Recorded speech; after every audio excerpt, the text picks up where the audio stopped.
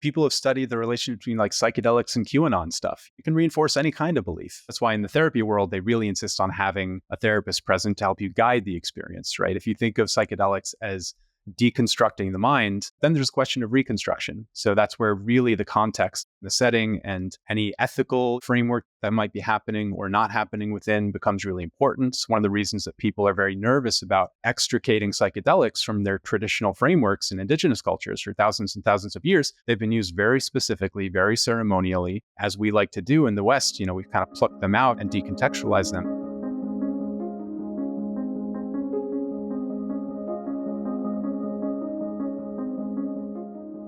What could go right? I'm Zachary Carabell, the founder of the Progress Network, joined as always by Emma Varvaloucas, the executive director of the Progress Network. What Could Go Right is our weekly podcast where we talk to various and sundry people about various and sundry issues, all of which united, we hope, by a tonality not of outrage, not of anxiety, not of fear, but instead by a tone and an approach that says, hey, there's a lot that is going wrong. What could go right? What could we do to shift the trajectory of our present to create a future that we want to live in, not a future that we fear we're about to live in? And whether that's about politics or economics or international affairs or different countries or democracy or climate change or individual lives, these are all issues that are filled with high emotions. Changing the tone around heated things seems vital. And one of the things, at least in my lifetime, which has been unbelievably heated, has been what do we do about these things we call drugs? Not the things we call pharmaceutical drugs, but these illegal substances that we have called drugs, made illegal and demonized as such. And yet, people take them and consume them and seek them out in droves, so that the efforts to make these things illegal has not only failed, at times it may have actually engendered a desire for the forbidden. We're at some level of sea change about how we approach these substances. And we're going to talk to someone today who is just writing about where we are in this particular journey around how we approach drugs and psychedelics. So Emma, who are we going to talk to today? Today, we're going to talk to Oshan Jarow. He's a staff writer with Vox's Future Perfect, where he writes about exactly what Zachary just described, everything from political economy questions to consciousness studies. And so we are going to talk to him about both things today. And that's all, folks. I'm looking forward to the discussion. I hope it's going to be a trip. Let's do it. A trip. Good line. Good double entendre there. Yeah. Thank you so much. Oshan, very happy to have you on the podcast. Welcome. Thank you. So we're going to talk about expanding our consciousness today, about psychedelics and maybe some other topics, something that you've been writing about for years now. So I wanted to ask you a pretty basic question to start off, which is what drew you to writing about psychedelics? And also, what is it about psychedelics that's such an interesting frontier? Growing up, probably one of the sources, I had a father who was a professor of Asian religions, so very much focused on Indian religions, Buddhism, Hinduism. He also was kind of well-versed in the psychedelics world. So that was kind of in the water growing up. Well, hopefully not literally. No, not literally, although, people in the 50s are trying to make the case. I think I went to college as a revolt against all that to study economics. So I thought, all right, I've seen all this new age stuff. It was really interesting. It kind of put consciousness on the map for me. It's just this obviously interesting terrain. But I'd seen enough and I said, I want to learn how the world really works. So I went to study economics. And I learned there's just as much fiction going on there, but it's really interesting. And then I wound up bouncing back and forth between these two poles. On one hand, the contemplative world, things like meditation and psychedelics. And on the other hand, more heterodox economic stuff. When I came out of college in the late 2016, 17, 18, the research really started kicking off. So all of a sudden you had a kind of legitimate platform to talk about these topics that had been kind of on the fringes and tabooed otherwise. So I'd been writing about them in different forms for a while, from my personal blog to a podcast and now with Vox. And there's been a kind of growing scope and audience for it. So it's been a really nice kind of convergence of, I was personally interested in these questions anyway. Psychedelics were really interesting tools to, I think, could give you this kind of visceral experience that otherwise you might go via the meditation route, sometimes take a long time. And yeah, the research made it kind of something that a lot of more folks had appetite for. But there's always, things on the fringes. I was really interested in what was remaining on the outside of the discourse that hadn't quite made it in. There's a lot of interest in the kind of medical aspect and therapeutics, but of course, psychedelics are profoundly weird and strange, and there's a lot of different kind of areas that they might kind of be interesting to write about. So I think I just got lucky and I was interested in this and converged with the rising research and had an excuse to do it professionally. There are very few things that make me feel older than I feel. These conversations are one of those, but not for the reason that might be obvious in that. So like I grew up in a time in the 70s, 80s where there was this next wave.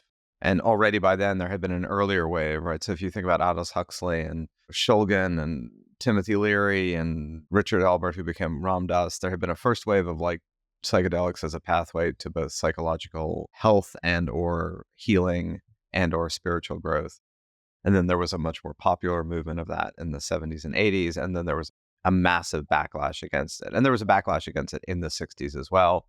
There's always been these waves. We talked to Maya Solovitz, who's part of the Progress Network, writes a column for the New York Times on some of this stuff. I felt very passionately in the 90s like this was one of America's signal failures as an open society, meaning the draconian criminalization of substances out of all proportion to individual choice struck me as one of the kind of, if not hypocritical, then blind spots of society and the way it converged with the war on drugs as a criminal endeavor. And I thought, would it be great to write about this and write about this counterculturally? And that moment, it just seemed completely hopeless to me. And there were people who were much braver than I was, who were attempting to say, even then, hey, wait a minute.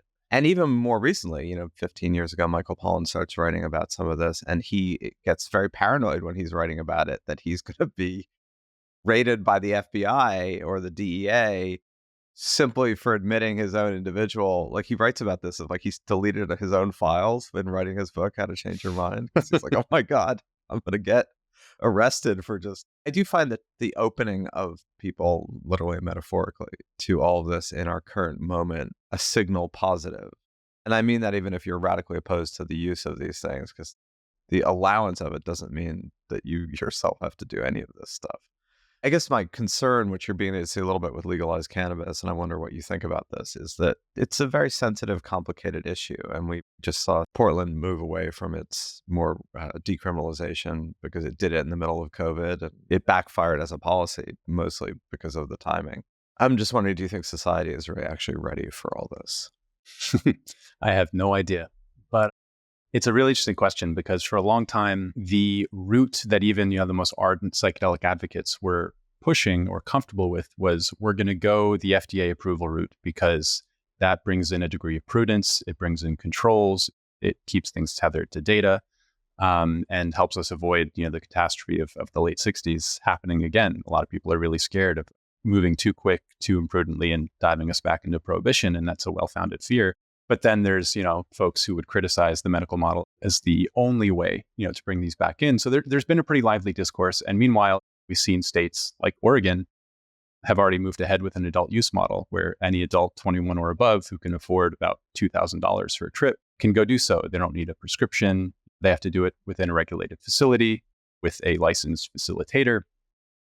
But states are kind of beginning to move forward on that front. There was even a bill in California last year. It didn't get enough signatures to get on the ballot, but the effort's ongoing, that would actually legalize the retail sale of psychedelics, which is a whole other can of worms. How you actually, should you commercialize these things? How do you avoid the excesses of that? Like you said, we've seen with legal cannabis, there's been a lot of criticism of kind of the excesses of commercialization with packaging kind of targeting towards younger people and kind of trivializing these things that can be misused or lead to harm. If the question is, do I think society is ready in terms of, do I think we aren't such that we should hold back access or supply? No, I think it was a mistake to restrict them in the first place.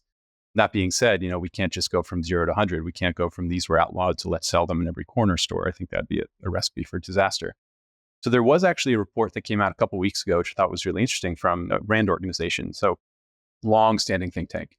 And they wrote, I think it was about a 160-page report on the question of how should we supply psychedelics, or how can we supply psychedelics outside of clinical settings? Because as they noted, this is happening. We've already seen the bill in California, and with cannabis, you had the first legalization of retail sale in 2014. And 10 years later, we have 24 states that have followed suit. So it happens pretty quickly. So the question of if we're going to consider retail sale, how should we, is actually a really diverse landscape as well. There's a lot of different ways to approach it. You can have government-only suppliers, which would be kind of ironic given the government outlawed them, but this is how provinces in Canada do cannabis currently. It's how a lot of states came out of alcohol prohibition. You can do kind of restricting retail sale licenses to nonprofits or for benefit corporations. That's something that New York did for cannabis. They gave the first batch of cannabis licenses to either nonprofits or equity applicants, folks who had kind of previous criminal records in cannabis. Or you can go full on commercial sale and kind of do licenses for production and distribution. New York actually has a bill for licensing consumers as well. So basically taking the way that we do driver's licenses and adapting it for psychedelics, such that to get your license to buy psychedelics, you'd have to go pass a test that might have a written component, might have an experiential component, kind of like parallel parking, but you do a guided trip, get a little permit, you go buy your psychedelics. I mean, what's really kind of interesting about that, right, is there's so many questions that opens, right? What would that test look like? I mean, I'm assuming they would probably screen for psychiatric conditions, which I'm sure would open up a whole other can of worms about whether that's illegal to bar people from using these substances and so on and so forth. What's your take on the matter? What do you see as a promising route forward, particularly given the critique that I think has been around for a long time now about Oregon, where, yes, you can go do like a assisted psychedelic trip for like $2,000. And I think that like anyone that I know who has ever done psychedelics is like, why would I shell out $2,000 if I had $2,000? Why would I shell that out? And most people don't, right? Like most people are not going to put out that kind of money. So they're struggling to get customers actually in Oregon, which you can get the comparable amount of mushrooms for $40 elsewhere. They're actually seeing a lot of kind of first timers, right? Folks who'd be otherwise really nervous, don't want to engage with the black market, want a guide. There's a market for wealthy, psychedelically naive folks, which is good to have. But my take is that particularly with psychedelics, what we want is to box them in as little as possible. So psychedelics are almost defined by how responsive and fluid they are to context, to set and setting, to different use cases. They can be incredibly effective medical treatments. They can be effective boosts to creative thinking. They can be used in religious contexts. They can be fun. There's so many different ways that they might be used. And so a lot of scholars have kind of struggled to pin down, like, what is a psychedelic? The term itself isn't pinned to any particular technical detail, any molecular component. It was actually composed in a bit of verse, between Huxley and the psychiatrist Humphrey Osmond. The thing that concerns me when I watch things happening is leaning on any one particular modality to the exclusion of others. I think the supervised model is great, particularly for people who have the money and want to approach it that way. Psychedelic therapy is great for the people that's going to help. Decriminalization is really important for people who already have their established practices. Religious exemptions are really important too. You have a lot of established churches who are just trying to continue on with their sacrament. You have new churches springing up, trying to kind of like put together new forms. I think that's really interesting.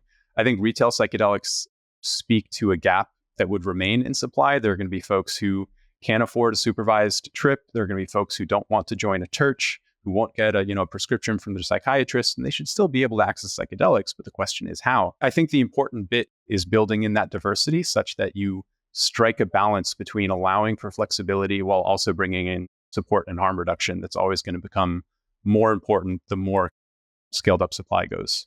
So I think the harm reduction question is actually really interesting, because I'm going back again to this idea from New York about licensing people to take psychedelics, right? And on the one hand, normally what you'd want to screen out is people that are going to have a intense negative reaction to this. And usually the people that it happens to might have a predisposed psychiatric condition, something like that. The people that really can gain the most, I think, from using psychedelics are also people with psychiatric conditions. Is there any thought out there already about what the licensing would look like? Like, what would you need to do to pass the test? Really interesting question. I was just reading the bill last week because I was also curious. So a lot of it is not filled in. The degree to which they filled it in was basically to say, we're going to have the Department of Health be responsible for the content of the permanent course. They didn't tell us what the content would be. They also kind of specified who's going to do the screening, but didn't say what the screening actually criteria is going to be. And you're right, that's hugely important, because it's one thing to screen folks out in clinical trials where, the incentive is you want to have positive outcomes, right? You want to make sure you don't kind of kick off an episode. You want to make sure everyone is safe. But the research on psychosis and psychedelics is actually really interesting. And it is nowhere near, I think, as definitive as the public perception is of, if you have any background of bipolar disorder, schizophrenia, stay away. And in general, that's really good advice. But at the same time, researchers are kind of poking at that a bit and seeing it's a little bit more nuanced than that. There are folks who have these conditions who have found benefits. So the question of who gets screened when you're talking about public access and not clinical trials, I think is incredibly unsettled. And no, there wasn't anything specified in the bill. I don't really expect that New York bill to pass, but the fact that it was introduced is kind of giving a footing for that model, maybe call it the permitting model, to get a bit more foothold. I mean, prior to that, the most substantial mention of it was like Rick Doblin in a GQ interview saying something very flippantly about it. It's introducing the question, but yeah, who do you screen? How do you screen is not specified. And I think that will be really important and tough to figure out. Yeah, and combined with the fact that things like bipolar disorder in particular, somewhat like ADHD, has become a much fuzzier category than it appears to be, right? You think someone's like diagnosed with bipolar and that means something in a very binary, almost simplistic fashion, just like saying you've got pancreatic cancer. Like that's a thing, it's in your pancreas, we know what it is. But a lot of, separate from what are just unequivocally evident psychiatric states of psychosis, there's a lot of this that is more art than science. And certainly people who are in the science of that art would admit that individually, even if they don't admit it collectively. And that's part of the problem here too, right? We think that there's a sort of a static thing called vulnerable populations and then a static thing called risk. Unfortunately, once you've made something illegal and you've scheduled it, the risk equation becomes you have to prove a lack of risk commensurate with what we think a lack of risk should be. Whereas nobody says we shouldn't drive, right? One of the riskiest things all of us do on a daily basis. I think we had 41,000 deaths last year in car crashes. Yes, that's gotten better with seatbelts and better cars and better technology. But there too, right? We manage the risk. We don't demand the elimination of it. I like your focus on the state level, because you're right. A lot of the community of people who have been looking for legalization have done the medical FDA model. There was this, I guess, FDA panel a couple months ago suddenly, I guess, reversed some of the course on MDMA, ecstasy rescheduling, which had been widely expected to happen over the summer of 2024. I guess it still could happen, but this one panel of doctors strongly said, oh, too much risk, too much problems, right? I mean, first of all, do you have any read on that? Given that you report all this, I'm kind of interested. Does that mean that whole strategy has suddenly gone awry, or is this just one more hiccup? I wouldn't paint it as definitively as that's a dead end that we now have to reverse course. It was really surprising. Prior to that June 4th advisory panel meeting, everyone was pretty confident when Lykos Therapeutics, formerly the MAPS Public Benefit Corporation, submitted their new drug application to the FDA. They were granted priority review, which means they shortened the timeline to expect a decision to 6 months. It also is an indication that the FDA saw that were this to be approved, it would represent a really significant gain over current treatments. So folks read into all the research and said, this is pretty much a sure deal. And just for people who may not have followed this as intensely, this was a multi-year campaign to reschedule MDMA and or what popularly known as ecstasy, although they are not actually identically the same thing, but for all intents and purposes, to allow for therapeutic use, right? Yeah, MDMA was added to the Controlled Substances Act might have been passed in 1985 or 1986. And in 1986, Rick Doblin founded MAPS, which is the company that has focused since 1986 on exactly this, getting MDMA approved by the FDA. Eventually, they coalesced around for PTSD treatment. That came a little later. But yeah, everything looked to be smooth sailing. Then this organization of ICER, kind of independent scientists and researchers, put together a really critical review, both of the efficacy of the treatment and also of the ethics around the kind of therapy component. That leads into this June 4th FDA advisory meeting, which kind of sides with ICER. They vote pretty definitively against, in a non-binding vote, basically recommendation they made to the FDA to say, we don't think that this is actually more effective or that the benefits outweigh the risks. And so the FDA is scheduled to give their decision by August 11th. And I don't think it's a done deal. Usually the FDA follows their advisory committee recommendation. It's pretty rare that they stray from that. But there's a lot of nuance here. I mean, the FDA was in communication with MAPS for a long time about things like trial design, concerns like functional unblinding, or basically not being able to have effective placebo controls. You tend to know when you're on acid or mushrooms. Even if you give someone Ritalin, it's pretty clear. So the FDA had been in conversation with them to a much greater degree of detail than it seemed like the advisory committee was really looped in on. And then there's kind of these ethics questions around data of adverse events that might not have gone reported. So there's a lot of kind of open questions up in the air that hopefully are all being investigated right now. So it still could go either way with the MDMA treatment. And if the FDA does vote against it, we're going to see another new drug application, whether it's for MDMA or it's psilocybin for depression or LSD for anxiety. They're all coming down the pipeline. It'll just extend that timeline out a little farther, I imagine. Oshan, do you have a good sense of like what the emerging psychedelic research is, given some of the questions that you raised just now about whether it's even possible to have a, placebo in a psychedelics trial? I'm curious about your sense of like where that is right now. When I look at myself at some of the stuff that comes out, like it strikes me as really funny. Like there was something came out that was like, new research says that psychedelics may lead to mystical experiences, which to me kind of felt like new research says that birds might fly. Yeah. And I know you just wrote an article about chronic pain. So yeah, curious for you to paint us a general picture of what the psychedelic research space looks like right now. It's kind of a fun dynamic. This happens a lot where you'll get a new study that confirms something that was obvious to seemingly everyone in the world. And this happens with psychedelics too. The research is still really helpful and important. The psychedelic research space, I think, is actually in a really interesting place. With regards to the whole placebo stuff, I mean, there is now a much larger conversation going on around to what degree are randomized controlled trials not just the gold standard of scientific research, but the exclusive kind of domain of what we consider as evidence. Psychedelics make that pretty difficult. So you have a lot of historians who've been writing about, RCTs only came around, I think it was the 1960s. They really got adopted. This is a new way of doing science. When they did, there was a lot of criticism. So it is pushing at some edges a little bit to kind of reconsider, what counts as evidence. RCTs are randomized controlled trials. So using placebos, basically. So that whole domain is pretty interesting. The kind of broader world of psychedelic research, though, it's really fanning out, right? So you have a lot of medical and therapeutic research, and that's ongoing. You mentioned that the chronic pain piece, which I think has been really almost criminally neglected, is finally getting some attention.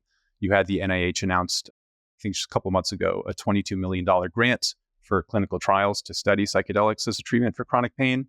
Things like cluster headaches, which are known as probably one of the most painful conditions in the human experience. We have almost no treatments, and psilocybin is an incredibly effective treatment. We've known this since at least 2006. I mean, 2006 is very often marked as kind of when the gong was run for the psychedelic renaissance kind of kicked back off, with Roland Griffiths at Hopkins had a paper on psilocybin and mystical experiences. But that same year, we actually had a paper on psilocybin as a treatment for cluster headache, and it just never got picked up. That's getting picked up, and the therapy kind of lane is expanding, and that's really exciting. At the same time, you have the Robin Carhart-Harris has been the figurehead of a more mechanistic exploration, not of how do we use these as treatments, but just what's going on. How does this expand or contribute anything to our notion of psychology and these kinds of things? That domain has really been expanding, the question of what's going on in the brain at the level of neurons, at the level of connectivity across different brain regions, at the level of neurophenomenology. So actually taking people's subjective reports of I felt X and trying to map that onto what's happening in the brain and develop an account that weaves those two things together. It's pretty interesting. And I think the area that I'm most excited about these days is actually the psychedelic humanities. So you've always had anthropologists and historians kind of working on psychedelics, but they've generally been on the fringe. Past couple of years, and especially in the past 6 months, we've actually seen a lot of funding going towards explicitly the psychedelic humanities. There's a lab at the New School run by Nick Langlitz, who's been working on this for a long time. But to me, that's a really exciting prospect, because once you start bringing in all these interdisciplinary scholars asking questions, not just of therapeutic efficacy, but questions of politics and power and mysticism and religion and language and urban environments. Now what's it like to trip in a city versus rural places, which on one hand, people who have experience here, I think we know. But on the other hand, there's a lot of questions you can ask. So it's really starting to fan out, which I think is a really good thing, kind of speaking to that diversity. It's just the case that we have many mental health conditions in our society that are very prevalent, and our treatments are very limited for them, including PTSD and depression and anxiety and substance use disorders. And there's evidence that psychedelic-assisted therapy can be a helpful treatment for some of these disorders. And so that's where the research needs to be at this point in terms of public health. And if it proves to be more effective than the treatments we have, then of course we should incorporate those into medical care.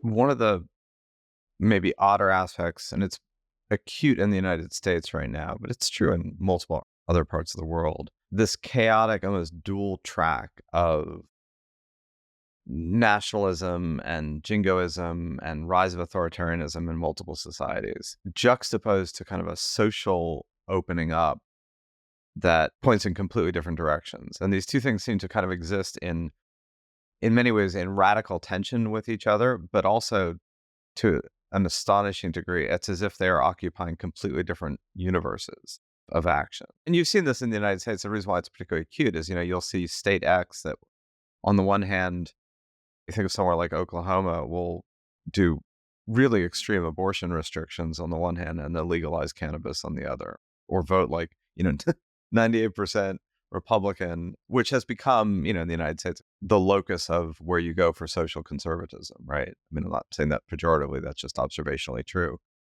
And then at the same time, pushing for decriminalization of all sorts of things. And I wonder if you've thought about that as what's exactly going on here, where you can have these almost contradictory trends being articulated by a lot of the same people, although I'm sure there's a demographic divide in terms of, younger people supporting a lot of this versus older. But I'm just curious, given that you're steeped in all this, what your thoughts are. Yeah, psychedelics are kind of baked in contradictions in many ways. It's a bipartisan effort. That's largely why PTSD was chosen as the first way to try to get this through the FDA. And you have these principles of cognitive liberty, for example, which can appeal to a whole wide swath of the political spectrum. But the relationship between psychedelics and anti-authoritarian versus authoritarian leanings is really, really interesting.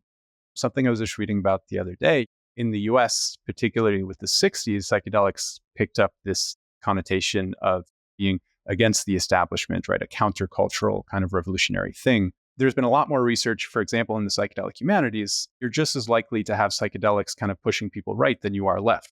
The association between psychedelics and some kind of utopian, pro-environmental stance really doesn't seem to hold. It really is about context and setting. So, for example, if you look in another culture, if you go to the Huichol in Mexico, there's a peyote ceremony, and there was an anthropologist who went down there and kind of documenting the ceremony.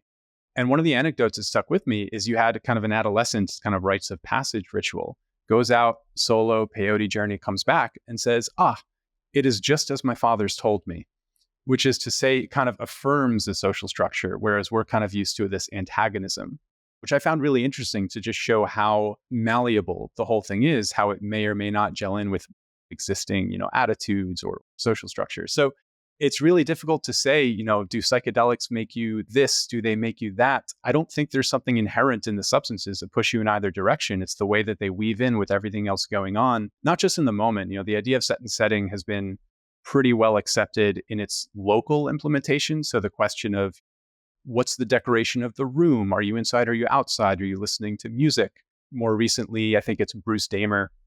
He's a biologist. He has kind of one of these theories of life that he recently said he came up with on ayahuasca, and it's a pretty well-received theory. He's trying to push set, setting, and setup, I think it is. He's interested in psychedelics as kind of aids for innovation and scientific thinking. But it all comes down to context. So if and as you scale up supply, I think we're just going to see more of these strange contradictions. And that could either be generative and lead to some really interesting conversations, or it could cause a lot of friction. You use the word matrix in that, which immediately made me think it's almost 25 years ago that the movie The Matrix came out. And part of what touched such a chord in that was it's a very psychedelic movie, as was the William Gibson book. And so far as it basically says there's the reality you think you're living in, and then there's the actual reality, which is only discernible for X, Y, and Z types of people. And one of the promises of psychedelics was always a la Huxley, right? That would open the doors of perception. You'd be able to see the world as it is rather than the world as it was presented to you. But as you just said, that can cut in a lot of ways. I mean, that can become, you can become a full-throated Donald Trump supporter feeling like the world that you're being told is the world is a false construct of elites, or it can lead to kind of radical anarchists. We shouldn't have any hierarchies, or it can lead you to just being a liberal. I mean, it doesn't lead you in any one direction. I think that's a really, really fascinating and important observation. I was just going to add to that. That reminds me a lot of the research that has come out around mystical experiences in different religious traditions, right? Like if you're a Hindu, you're not going to have a mystical experience that resembles that of a Tibetan Buddhist. And if you're a Tibetan Buddhist, you're not going to have a mystical experience that, resembles that of a Christian.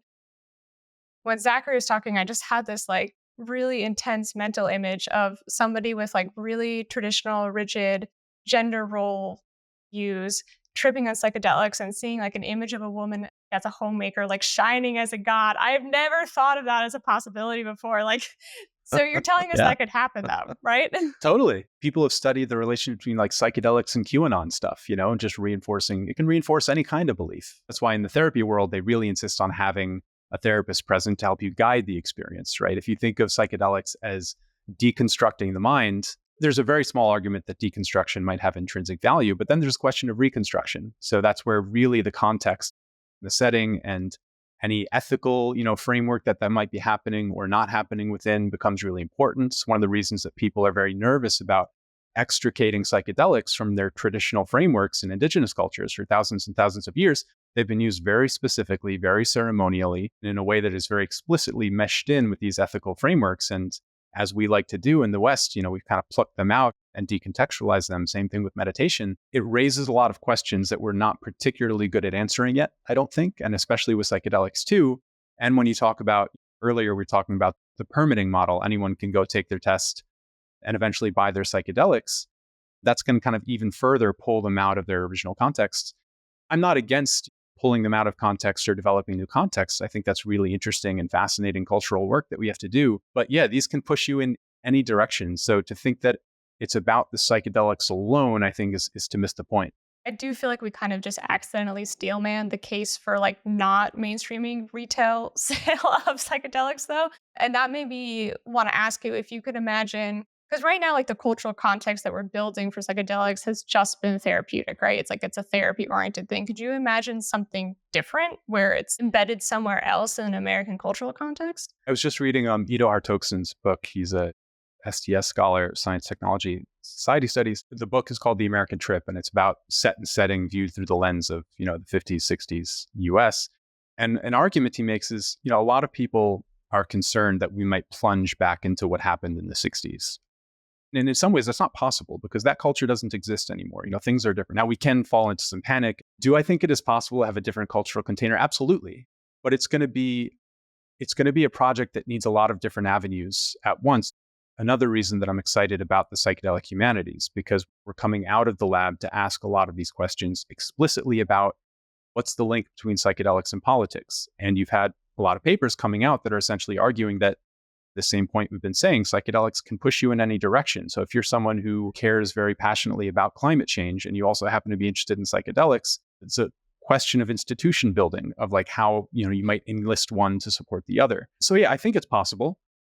I think it leans a lot on public education. We have, I think, readily available ideas of what looks like.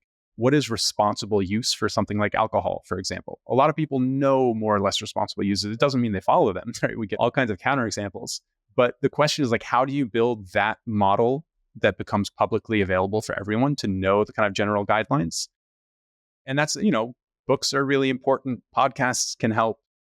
Certainly, if you do talk about retail sales, there's a question of just immediate like pamphlet material. When you get your permit, what does it come with? A little booklet? What kind of resources does it support you to? It's a question of research too. I mean, the research on the risks of psychedelics has lagged way, way behind the research on why they give you mystical experiences, why everything, including tree bark, looks like the most fascinating thing in the world.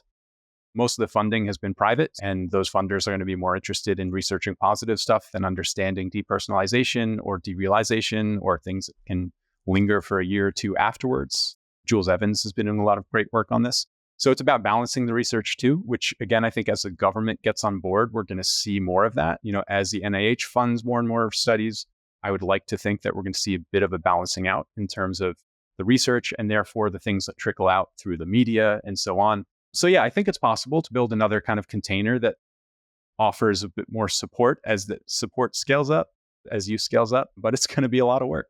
So I wonder for you, because you also write a lot about political economy, working economy. How did these various threads connect for you? You did a piece a few weeks ago on we should extend unemployment insurance to people who quit their jobs, not just to people who are fired. But I'm wondering, when you think about like your own passions and how they align, Is there connective tissue there between these issues, or are you like many of us, you have a few things you're passionate about?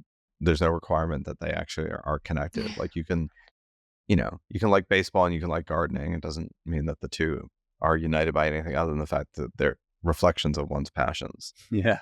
I think about this a lot, and I've kind of oscillated back and forth. I think especially kind of right after I got out of college and I was kind of doing the meditation circuit in India for a while, and I was reading a lot of heterodox economics, at Frankfurt School and everyone. I was really interested in the connection between kind of social and contemplative sciences. So the way that society is structured kind of lends itself towards particular patterns of experience that kind of make their way into people's phenomenology, into the way that they experience themselves in the world. And I think there's a lot of interesting and compelling, but ultimately really abstract and heady writing on this that has kind of remained on the fringes, and I'm not sure it'll ever come in. And then I kind of counter myself, and I'm not sure it's necessary to make the connection. You can argue for each, on their own ground, or engage with each on their own terms, and they can just be separate domains. But ultimately, I am really interested in the connection. I think the thing that brings me to want to write about various economic policies, I write a lot about guaranteed income, worker power, economic democracy, so on. My interest in those things really goes only insofar as they can kind of empower folks to, I'll put it in Amartya Sen's terms, to live lives that they have reason to value, to expand the scope of lives that are available to folks. So if you look at something like stress, I think is a really clear connective tissue between the two. If you are a meditator and you do a lot of meditation, you begin to see the way that stress kind of permeates through your own experience, right? This is something that makes you kind of rigidly clench on to particular mental habits.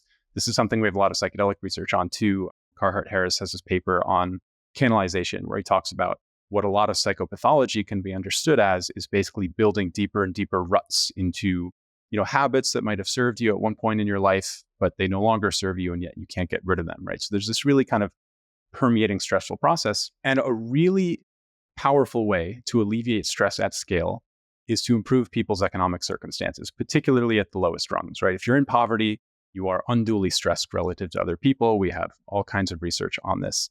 So if you think about economic policy as a lever to reduce stress in people's lives, I think it kind of brings a bit of the connection together.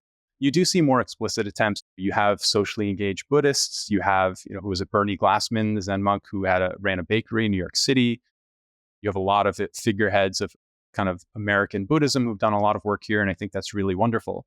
But I think for me, if I were to kind of track the moment that I came back into economics, is because I was doing, just another meditation retreat.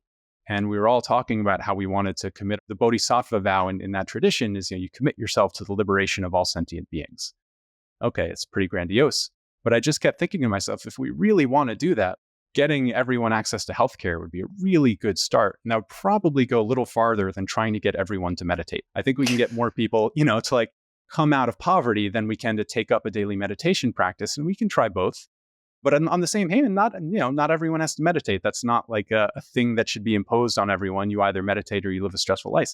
So I saw economics as a more scalable and flexible way to try to engage in some of the same, I think, normative and ethical directions that I saw in the contemplative world. It's so funny you say that. It's such a practical and grounded response. I'm doing an article right now about sort of disappointing research in the mindfulness research realm, about mindfulness's effects on kids. And what's funny to me is when you talk to people in that realm, they're very much so in the vein that you just described, which is, well, if we could just get everyone in the world to meditate, like everything would be great. And what's really kind of funny about the recent research about teaching kids to meditate and to be mindful is that they're like, we don't want to. There is no interest,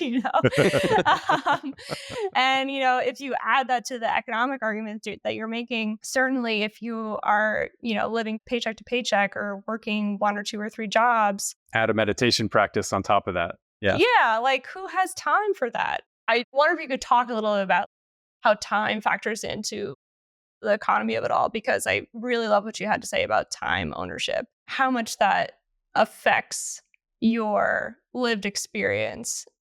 Everyone I know, like my cohort, like my friends around me, like we're all obsessed with like getting our time back. It's just like the number one conversation that we have.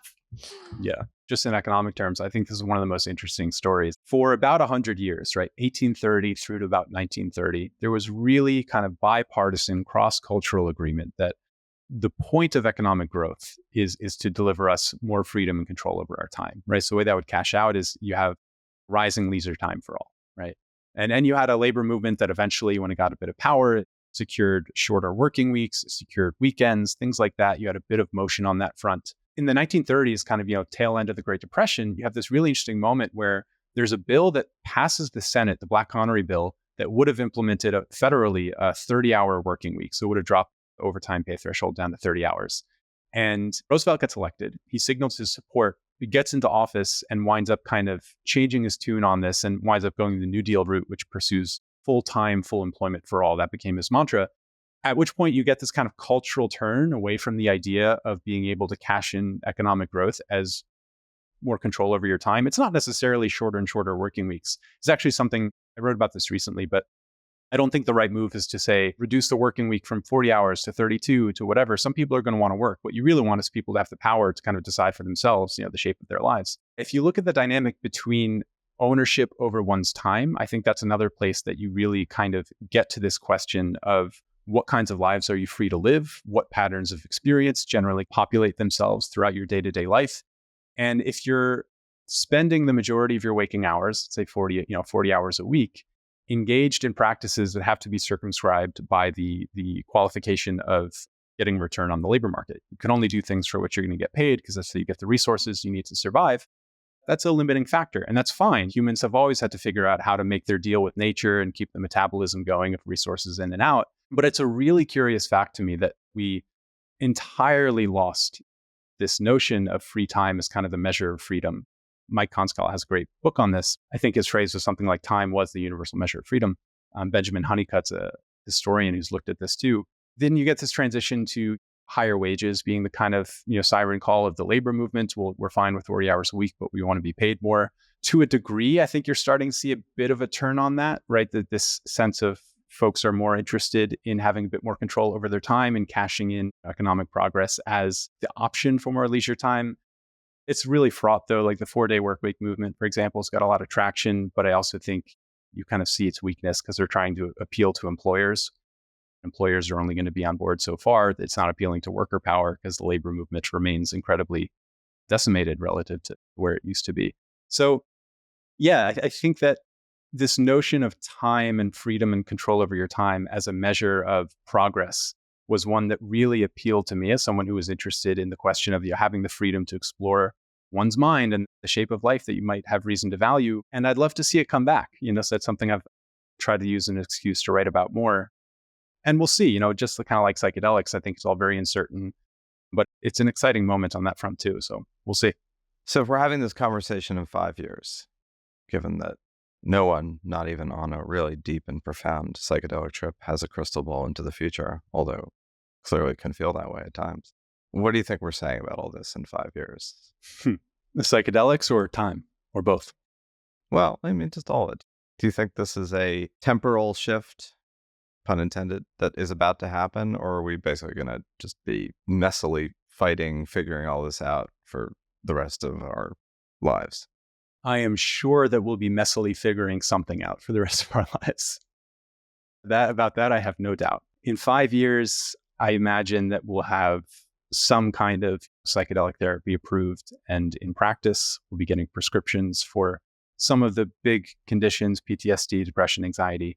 Hopefully, we'll see chronic pain kind of pushing through on that lens as well. At the rate that state legislation is moving, I would also expect we'll have more states joining Oregon's adult use model. If medical goes through, it's going to trigger rescheduling by the DEA of psychedelic substances, which is going to make it a lot easier for a lot of states to move forward in different directions. So I think we'll see a lot of activity in 5 years, whether it leans towards states allocating funding for research versus states scaling up, adult use models or supply. I don't know. I think a lot of people are going to watch what happens in Oregon, what happens in Colorado to see, hey, is that a good idea?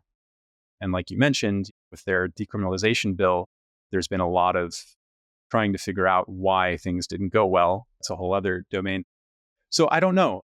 But again, I think the research is going to keep fanning out.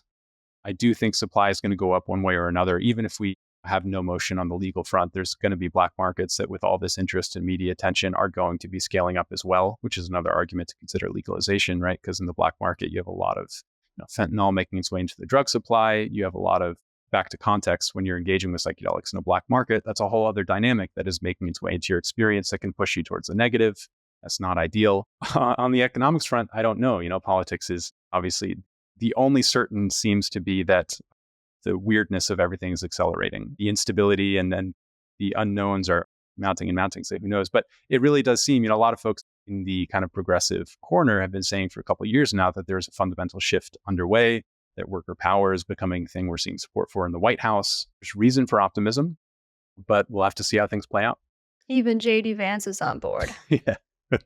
Oshan, it's been a real pleasure having this conversation with you. This topic, particularly about psychedelics, is certainly of interest to the members of the Progress Network. We've had a few podcasts that have touched on this. Clearly, this is something that fascinates society, often for the negative, right?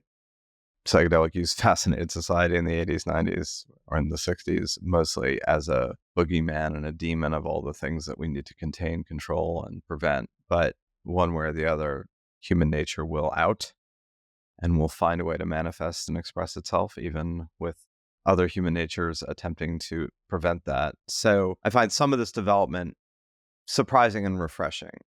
I don't think I would have thought 30 years ago that we would be where we are now culturally relative to all this. And I sort of tell myself that, and I'm going to want to end with this coda, that when people become certain that we are in a cultural groove and moment that is going to be lasting, when people say things about a political moment or a economic one, this is going to be set for a generation. It's just worth remembering that, like Ernest Hemingway said about bankruptcy, it happens gradually and then it happens quickly. The cultural change can erupt really suddenly and in ways that surprise us. And that we should be, I think, mindful of just how fluid our culture is. And this is one of the more profound ways in which, at least in my lifetime, American culture has been fluid. That and like gay marriage, which also seemed impossible in 1990 and then ubiquitously accepted now. So I took a certain amount of hope from that. Granted, change can also happen negatively, so it goes both ways. I think the work you're doing is fascinating. I think that you found a kind of a heterodox voice in a homogenized world is to be lauded. And I think everyone should check out your work. And I want to thank you for the conversation. Yeah, thanks for having me. It was an absolute pleasure. And your podcast overall, I think the folks you've had on, I've got the chance to listen to some folks, and it's been a resource for me as well. So I'm really honored to be here. Oh, that's so nice to hear. Thank you so much, Oshan. So Emma, you've had the intersection of interest in these issues, plus your own background in Buddhism and meditation. Do you feel that's all of a part? Meaning these are different facets of the same stone? And are you surprised by some of the changes that have occurred? It would have seemed 10 years ago that the meditation, that spiritual front would have been the one that was spreading more ubiquitously culturally. And it seems like that's been somewhat overtaken by the move into psychedelics. I'm really surprised that, it has kind of like moved out of hippie culture and sort of like alt culture the way that it has. And the mechanism by which it's done that is very interesting. Like Oshan mentioned, it's bipartisan legislation across the United States, mainly because of PTSD. So in a million years, I feel like somebody living through the 60s and 70s would not have predicted that.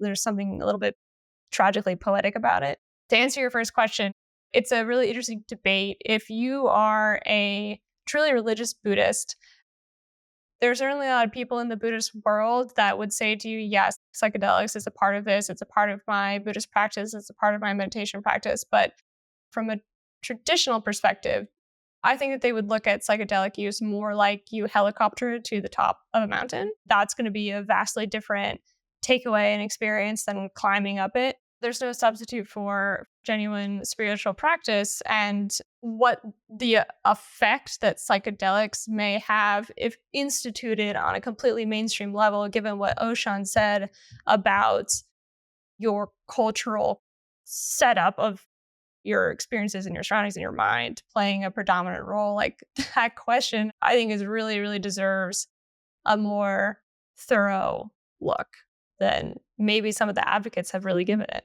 One of the less prominent critiques comes out of exactly what you just said of the traditional Buddhist one, which is, particularly in Western society, the rush toward use of psychedelics as insta enlightenment, or the promise thereof. You go for a trip. This is particularly true, I think, for people who've done ayahuasca, and everything changes instantly. And some of that's embedded in particularly Western society. There's the Saul Paul on the road to Damascus, the flash of light where you're suddenly overcome and everything changes. And there's a degree to which people want that with psychedelics, right? They want the one trip to be utterly transformative, and then the work is done, right? You're on the other side and you are in this place. And certainly those who have been practitioners of either meditation or any spiritual practice or any religious practice have always emphasized the work. The Buddhists chop wood and carry water, the daily practice of confession. It's like, there's no insta here. This is a life practice.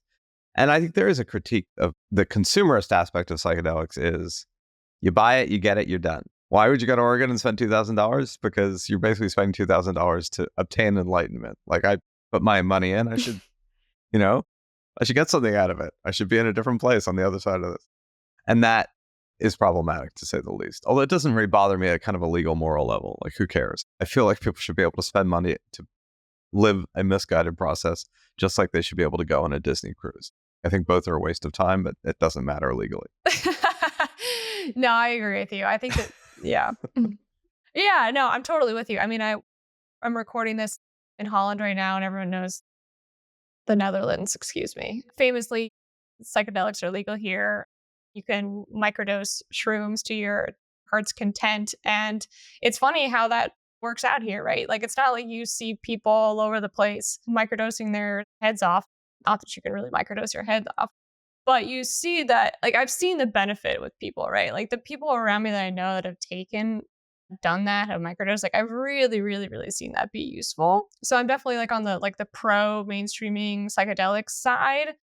I'm totally willing to put aside my Buddhist critique hat for that, because not everyone also needs to pursue enlightenment. Like, that's that's an individual decision. That's a religious decision, right? And could just be, like you said, like, it might help people for chronic pain. It might help them with PTSD, or they might just have like a really great Thursday afternoon. Just saying. Or a scary Thursday afternoon, depending, I guess. So my final thought, as I couldn't help but picturing government efficiency programs leading to a combination of licensing. And so, Oshan talked about, like a driver's test, you'd get some sort of credentializing.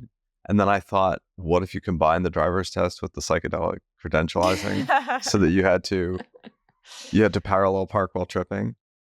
And I figure, like, if you can parallel park while tripping, chances are good, like, you're really good at parallel parking and pretty competent tripping. So as a licensing requirement, maybe there's something to be said for it. I don't expect that to be converged anytime soon, but maybe they should be. Just a thought that came out of the conversation. Useless Ideas 101 at the end of our podcast. We hope you take those for what they're worth. We want to thank you for listening in whatever psychological and psychedelic state this podcast finds you in. We're interested about your thoughts. Clearly, we have shown our stripes as being relatively, maybe not even relatively, maybe just absolutely pro a greater legalization envelope. Whether or not that means anyone should rush off and do these things is a whole other personal choice. And I hope you have enjoyed the conversation. Let us know what you think. Check out theprogressnetwork.org. Sign up for the newsletter, What Could Go Right. And we will be back with you next week. Same bat time, same bat channel, and with another conversation. So thanks for listening. Thanks, Emma. Thanks, Zachary, and thanks, everyone.